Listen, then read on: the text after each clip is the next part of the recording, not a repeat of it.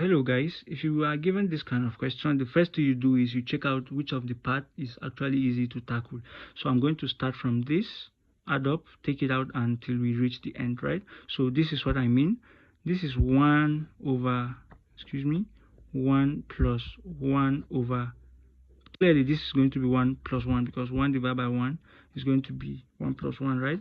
Which we can say is equals 1 over 1 plus 1 over 2 because 1 plus 1 is 2, right?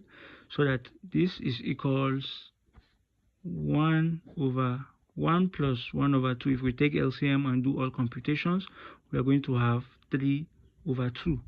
But clearly, 1 over 3 over 2 is the same thing as saying 2 over 3. You can see it's as easy as this.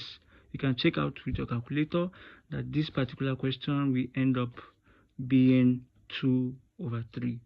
Thanks for watching and see you in the next episode.